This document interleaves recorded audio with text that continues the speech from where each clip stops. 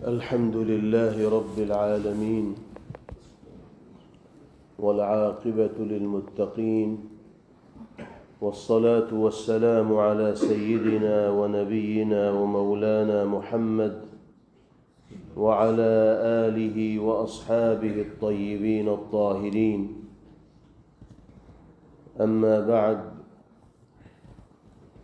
فقد قال عبد الله بن الزبير رضي الله تعالى عنه: إن لأهل التقوى علامات يعرفون بها: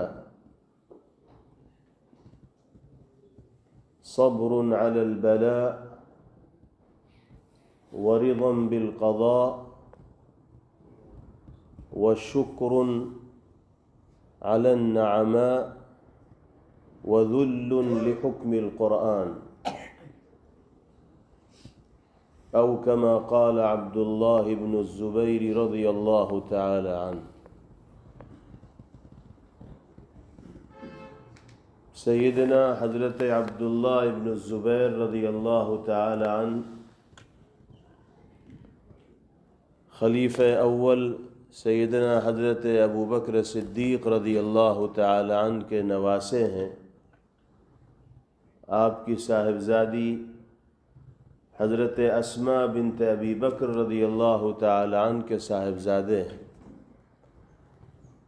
اللہ تعالی نے مختلف صفات سے، کمالات اور خوبیوں سے عبداللہ ابن الزبیر رضی اللہ تعالی عنہ کو نوازا تھا. مہاجرین کے گھرانے میں سب سے پہلی ولادت بھی عبداللہ ابن الزبیر رضی اللہ تعالی عنہ کی شکل ہی میں مدینہ پاک میں ہوئی تھی. جب نبی کریم علیہ السلام اور صحابہ کرام رضوان اللہ تعالی علیہم اجمعین مکہ مکرمہ سے ہجرت فرما کر مدینہ منورہ تشریف لائے تو کئی مہینے تک حضرات مہاجرین کے یہاں کسی بچے کا کوئی تولد نہ ہوا. تو لوگوں میں چیمی گوئیاں ہونے لگیں کہ کہیں کسی کی طرف سے کوئی بندش تو نہیں لگا دی گئی ہے، سحر و جادو وغیرہ تو نہیں کر دیا گیا ہے کہ جو نسل کا سلسلہ موقوف ہو رہا ہے رکا ہوا ہے. اسی دوران حضرت اسماء بنت ابی بکر رضی اللہ تعالی عنہ کے یہاں حضرت عبداللہ ابن الزبیر رضی اللہ تعالی عنہ کی ولادت ہوئی، اور آپ کی ولادت سے حضرات مہاجرین میں خوشی اور مسرت کی لہر دوڑ گئی. یہ ایک امتیاز ہے عبداللہ ابن الزبیر رضی اللہ تعالی عنہ کو کہ مہاجرین میں سب سے پہلی ولادت اگر کسی فرد کی ہوئی تو وہ حضرت عبداللہ ابن الزبیر رضی اللہ تعالی عنہ. نبی کریم علیہ السلام کی خدمت میں تقریباً 8 برس حضرت عبداللہ ابن الزبیر رضی اللہ تعالی عنہ کو رہنے کا موقع ملا. کم عمر تھے، اس کے باوجود بھی حضور پاک علیہ السلام کی مجلس میں دلچسپی کے ساتھ شریک ہوا کرتے تھے، اور آپ کی زبان مبارک سے ادا ہونے والے جملوں کو محفوظ فرمایا کرتے تھے. اسی کا نتیجہ ہے کہ پیغمبر علیہ السلام کے ارشادات عالیہ کو اور فرامین مبارکہ کو جن صحابہ کرام رضوان اللہ تعالی علیہم اجمعین نے کثرت کے ساتھ جمع فرمایا ہے، ان میں ایک نام حضرت عبداللہ ابن الزبیر رضی اللہ تعالی عنہ کا بھی ہے. پیغمبر علیہ السلام کے علوم کی اشاعت کا اہم فریضہ عبداللہ ابن الزبیر رضی اللہ تعالی عنہ نے ایک عرصے تک انجام دیا.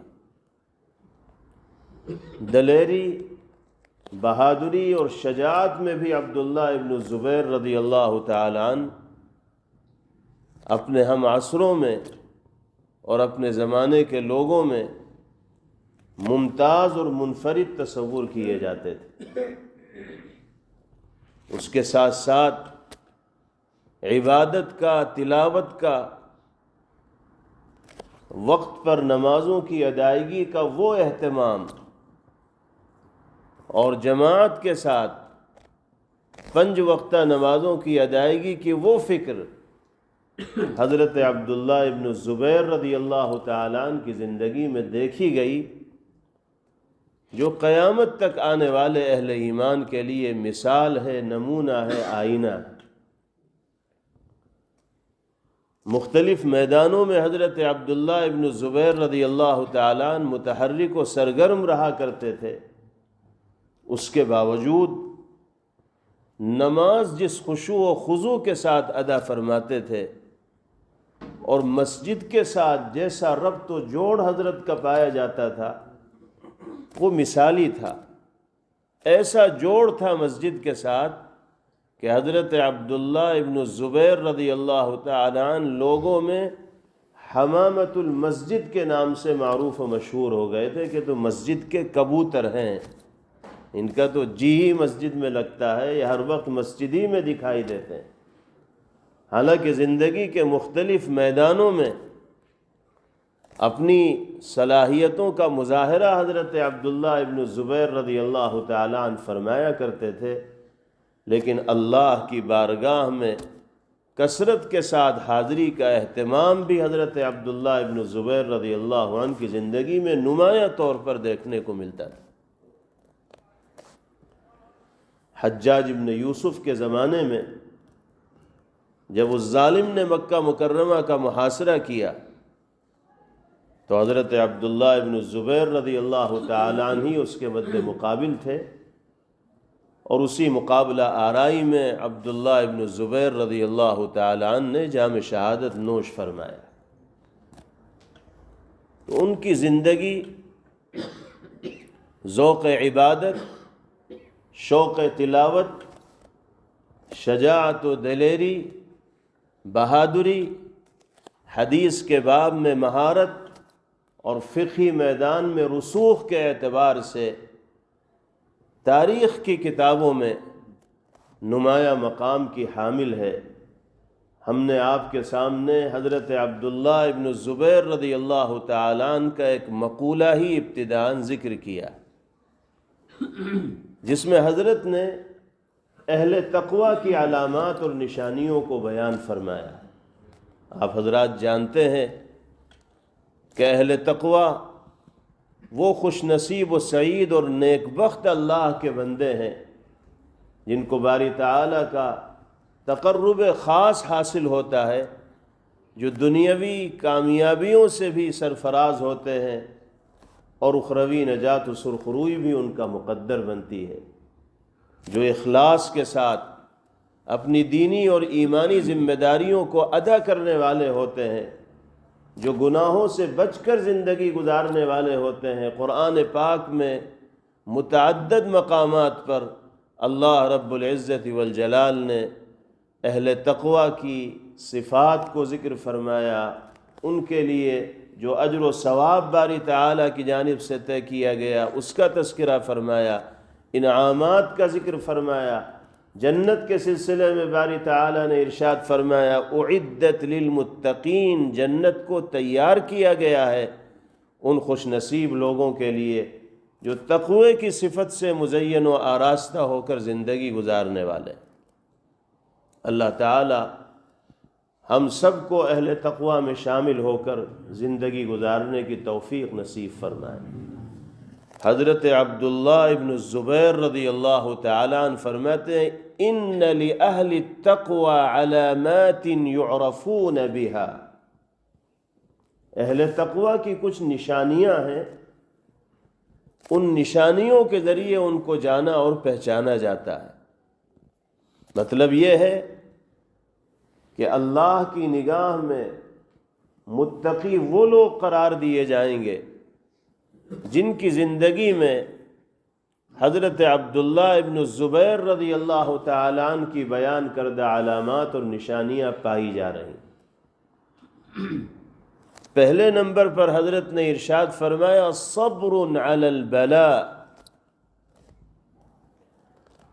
جو متقی ہوتے ہیں، پارسا ہوتے ہیں، اہل تقوی میں جن کا شمار و گنتی ہوتی ہے،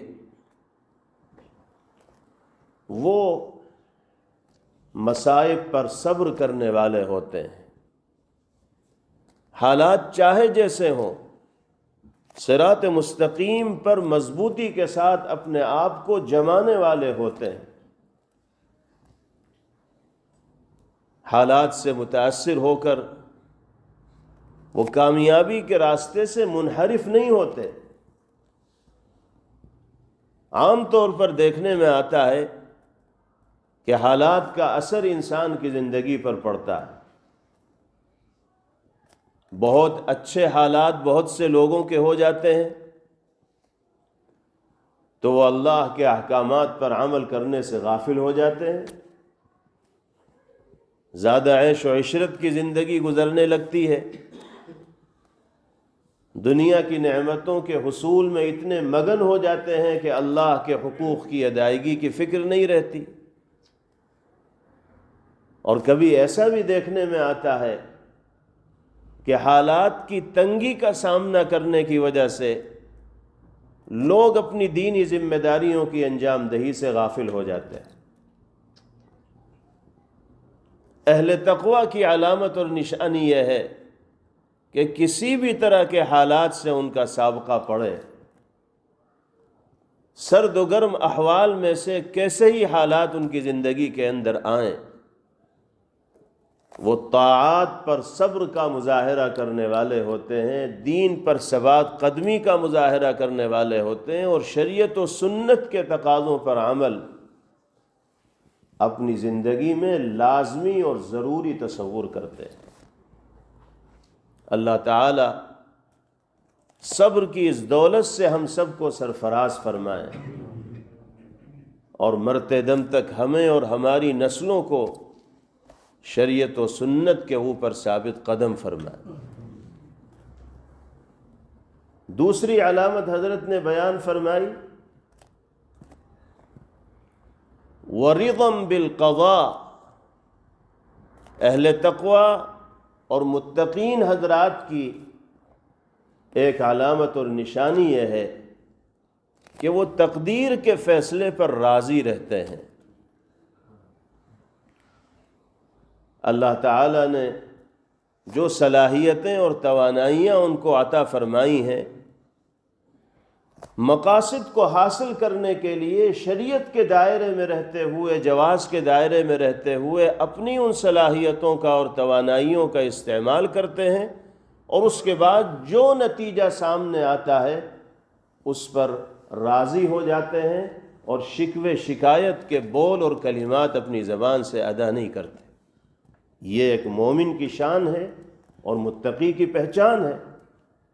اللہ تعالیٰ نے دنیا کو دار الاسباب بنایا ہے، یہاں مقاصد کو حاصل کرنے کے لیے، ہدف تک پہنچنے کے لیے، منزل تک رسائی حاصل کرنے کے لیے اسباب و وسائل کو اختیار کرنا پڑتا ہے۔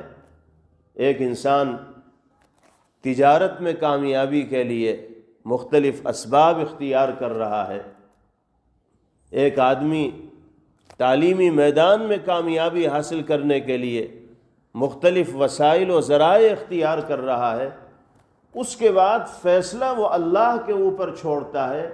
جو فیصلہ اللہ کی جانب سے اس کے لیے مقدر ہوتا ہے وہ اس پر رضامندی کا اعلان کرتا ہے، اظہار کرتا ہے، اور شکوے شکایت کے بول اپنی زبان پر نہیں لاتا۔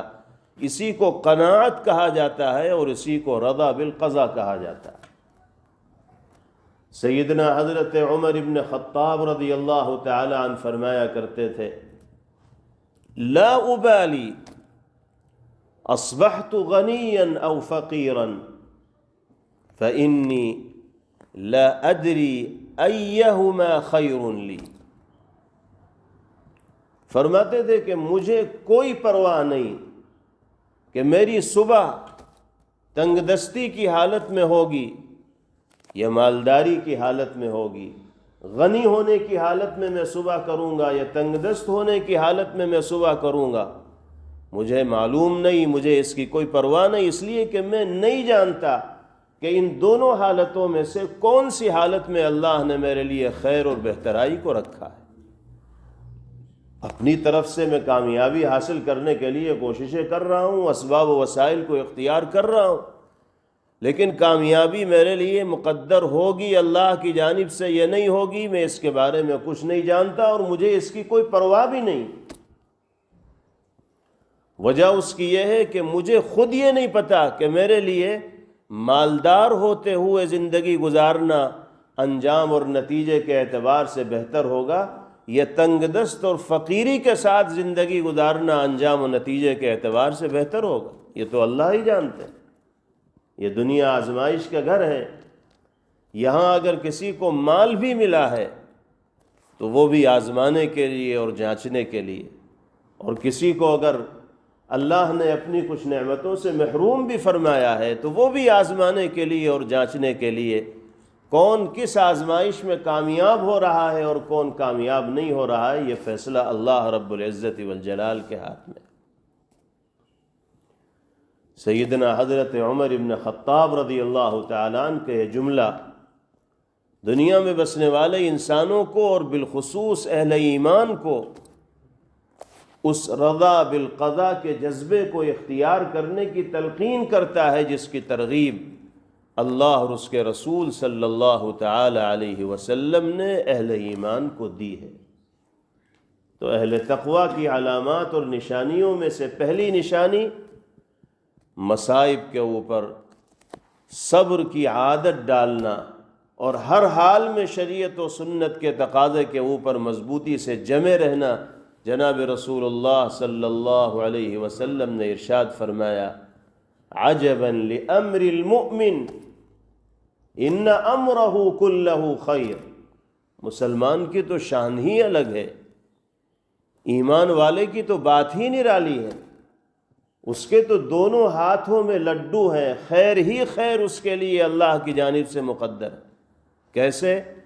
فرمایا ان اصابتہ سراء شکر وان اصابتہ ضراء صبر۔ اگر خوشی اور مسرت کی کوئی چیز اس کی زندگی میں آتی ہے تو اللہ کا شکر ادا کرتا ہے، اور اگر رنج و غم، مصیبت و آفت سے تعلق رکھنے والی کوئی چیز اس کی زندگی میں آتی ہے تو صبر کرتا ہے۔ شکر کرنے والا بھی اللہ کا مقرب اور صبر کرنے والا بھی اللہ کا مقرب۔ پتہ چلا کہ ایمان والے کے لیے دونوں سائڈ خیر ہی خیر ہے، یا تو شکر کرے گا یا صبر کرے گا، اور دونوں حالتوں میں اللہ کا تقرب اس کو نصیب ہو۔ تو اللہ ہمیں شریعت پر استقامت کی دولت سے نوازیں، رضا بالقضاء کے جذبے سے مالا مال فرمائیں، اور تیسری علامت حضرت نے بیان فرمائی وَشُكْرٌ عَلَى النَّعَمَاء۔ متقین کی اور اہل تقوی کی ایک پہچان اور نشانی یہ ہے کہ وہ اللہ کی نعمتوں کا استحضار رکھتے ہوئے شکر گزار بن کر زندگی گزارتے ہیں۔ زبان ہی سے اللہ کی حمد و ثنا کے بول ادا نہیں ہوتے، بلکہ ان کے جسم کا ہر عضو اس بات کی گواہی دیتا ہے عملی طور پر کہ وہ اللہ کے انعامات کا دل میں استحضار رکھنے والے، قدر کا جذبہ اپنے دل کے اندر رکھنے والے، اور اطاعت و فرم برداری کا مظاہرہ کرنے والے۔ شکر کا اصل تقاضا یہ ہے کہ منعم یعنی اللہ رب العزت والجلال کی اطاعت و فرم برداری میں زندگی گزاری جائے۔ کامل طور پر شکر کی ادائیگی اسی وقت ہوگی زبان سے ہم اللہ کی نعمتوں کا تذکرہ کرتے رہیں اور اللہ کی کرم فرمائیوں پر اس کا شکر ادا کرتے رہیں، لیکن نمازوں کی پابندی کا اہتمام نہ کریں، قرآن پاک کی تلاوت کا اہتمام نہ کریں، جھوٹ سے اور غلط بیانی سے بچنے کی کوشش نہ کریں، تو محض زبان سے سبحان اللہ، الحمدللہ، یا نشکر اللہ عز وجل کے کلمات ادا کرنے سے ہم شاکر اللہ کی نگاہ میں قرار نہیں دیے جائیں گے۔ نعمتوں کے شکر کی ادائیگی کا اصل تقاضا یہ ہے کہ انسان اللہ کا مطیع و فرمانبردار بن کر زندگی گزارنے والا بنے۔ نعمتوں کا شکر ادا کرنا یہ کتنی عظیم چیز ہے۔ سرکار دو عالم جناب محمد الرسول اللہ صلی اللہ علیہ وسلم دعا فرمایا کرتے تھے، اللہم اجعلنی اعظم شکرک واکثر ذکرک واتبع نصیحتک واحفظ وصیتک۔ پیغمبر علیہ السلام کی دعاؤں میں امت کے لیے سبق ہوا کرتا تھا۔ ایک پہلو اللہ سے لو لگانے کا اور اس سے سوال کرنے کا ہوتا تھا، تو دوسرا پہلو امت کے لیے درس کا ہوتا تھا آپ کی دعاؤں میں۔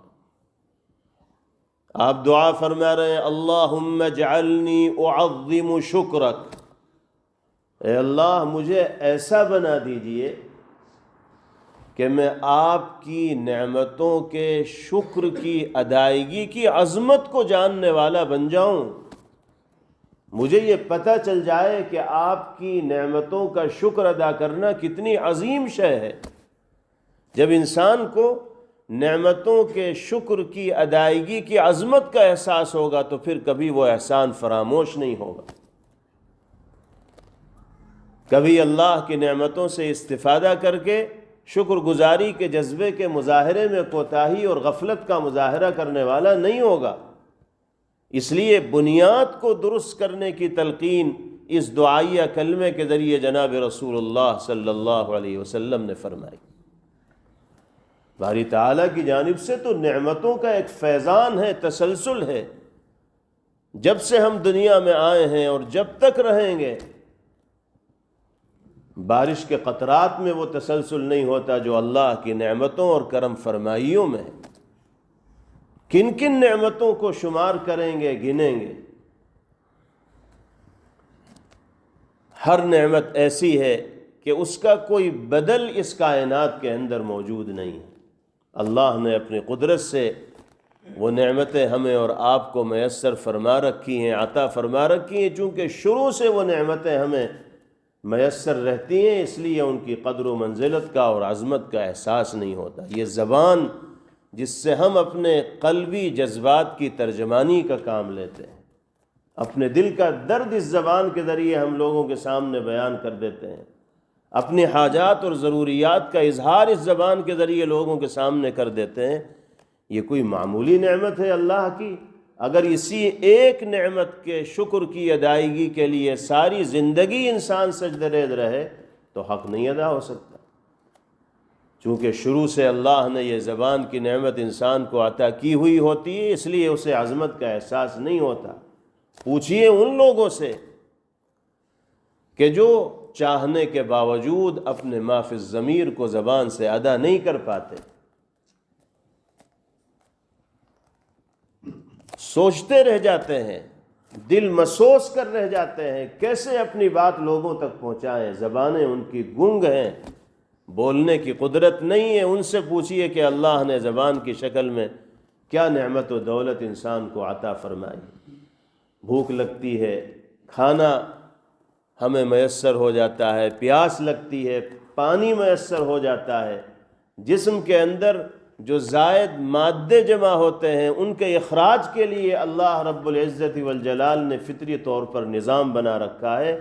اس نظام میں ذرا سا بھی جھول اگر پیدا ہو جاتا ہے، کمزوری آ جاتی ہے، بیماری آ جاتی ہے تو انسان کی زندگی اجیرن بن جاتی۔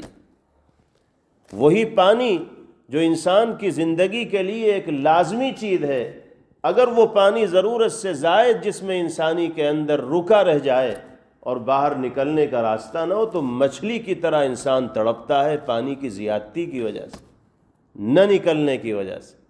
اسی پانی کو اللہ نے باعث زندگی بھی بنا دیا اور اللہ نے اپنی نعمت سے اس کے اخراج کا راستہ بھی دیا اور اس کے لیے انسان کے واسطے عافیت کا سامان کیا۔ اسی لیے جناب رسول اللہ صلی اللہ علیہ وسلم نے بشری ضرورت سے فارغ ہونے کے بعد بھی امت کو اللہ کی نعمتوں کا شکر ادا کرنے کی تلقین کی ہے کہ یہ بھی اللہ کو یاد کرنے کا وقت ہے۔ الحمدللہ الذی اذهب عنی الاذی وعافانی، تمام تعریفیں اس اللہ کے لیے ہیں جس نے میرے جسم سے تکلیف دہ چیز کو دور کیا اور مجھے عافیت کی نعمت سے سرفراز فرمائے۔ اللہ ہمیں اپنی نعمتوں کا شکر گزار بنائے، اور انسان نعمتوں کا شکر گزار بنتا ہے، قدردان بنتا ہے، تو اللہ کی طرف سے مزید نعمتیں اس کو عطا فرمائی جاتی ہیں۔ اور اگر انسان ناقدری اور ناشکری کرتا ہے تو جو اللہ نعمتوں کو دینے پر قادر ہیں وہ سلب کرنے اور چھیننے پر بھی قادر ہیں۔ چوتھی اور آخری علامت اور نشانی حضرت نے اہل تقوی کی بیان فرمائی، ذل لحکم القرآن۔ جو لوگ تقوی کی صفت سے آراستہ و پیراستہ ہوتے ہیں، اہل تقوی میں جن کی گنتی اور جن کا شمار ہوتا ہے،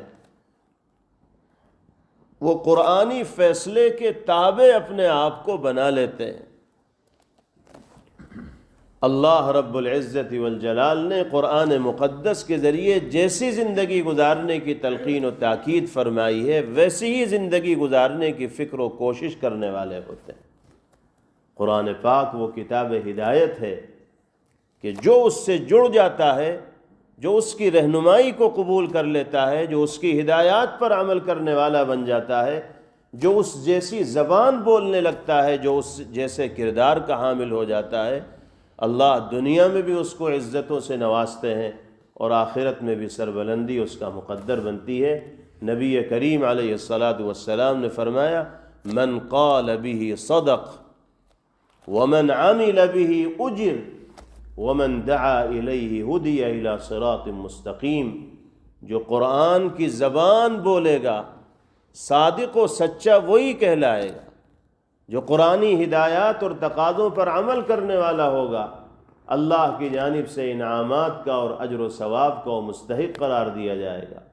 اور جو قرآن کی طرف لوگوں کو بلائے گا، قرآن کی دعوت دے گا، تو وہ صراط مستقیم کی جانب اس کی رہنمائی کی جائے گی۔ اللہ نے اپنے کرم و فضل سے ہم سب کو قرآن مقدس سے وابستہ کیا ہے، جوڑا، اور قرآن کریم کے ساتھ عقیدت و محبت کا اور عظمت کا رشتہ قائم کرنے کی توفیق اور سعادت بخشی ہے۔ ہماری یہ ذمہ داری اور فریضہ ہے کہ ہم کلام الہی سے محض رسمی تعلق و محبت کا مظاہرہ کرنے والے نہ ہوں، حقیقی اور واقعی عقیدت و محبت، تعلق و وابستگی کا مظاہرہ کرنے والے۔ سرکار دو عالم جناب محمد الرسول اللہ صلی اللہ تعالی علیہ وسلم نے احادیث مبارکہ کے ذریعے قرآنی آیات کی جو تشریح و تفسیر فرمائی ہے، اس کے مطابق اگر ہماری زندگی ہوگی تو دونوں جہاں کی سعادتیں ہمارا مقدر بنیں گی۔ نبی پاک علیہ الصلاۃ والسلام جب دنیا سے پردہ فرما رہے تھے تو آپ نے صحابہ کرام رضوان اللہ علیہم اجمعین کو نصیحت فرماتے ہوئے ارشاد فرمایا تھا، کوئی اس دنیا میں ہمیشہ رہنے کے لیے نہیں آیا، مجھے بھی مقررہ وقت پورا کر کے اللہ کی بارگاہ میں چلے جانا ہے، لیکن ترکت فیکم امرین، دو چیزیں تمہارے درمیان ایسی چھوڑ کر جا رہا ہوں، لن تضلوا ما تمسکتم بہما، جب تک تمہارا رشتہ ان دو چیزوں سے مضبوط و مستحکم رہے گا، دنیا کی کوئی طاقت تمہیں کامیابی کی راہ سے ہٹا نہیں سکتی، گمراہی تمہارے قریب نہیں آ سکتی، ضلالت تمہارے قریب نہیں آ سکتی۔ شرط یہ ہے کہ ان دونوں کھوٹوں سے اپنے رسے کو مضبوطی کے ساتھ باندھے رکھنا ہو۔ وہ دو چیزیں کیا ہیں؟ کتاب اللہ و سنت رسولہ، نمبر 1 اللہ کی کتاب قرآن مقدس، نمبر 2 اللہ کے حبیب جناب محمد الرسول اللہ صلی اللہ تعالی علیہ وسلم کا مبارک اور پاکیزہ طریقہ۔ اللہ تعالی ہم سب کو قرآنی اور نبوی ہدایات پر عمل پیرا ہوتے ہوئے زندگی گزارنے کی توفیق اور سعادت نصیب فرمائیں، اہل تقوی میں باری تعالی ہم سب کا شمار فرمائیں، اور متقین کی جو علامات اور نشانیاں بیان کی گئی ہیں اللہ تعالی ہم سب کو ان علامات کا واقعی طور پر حامل بنائیں۔ وآخر دعوانا ان الحمد للہ رب العالمین۔ Thanks for watching. Don't forget to like, comment, share and subscribe to Al Wahid channel.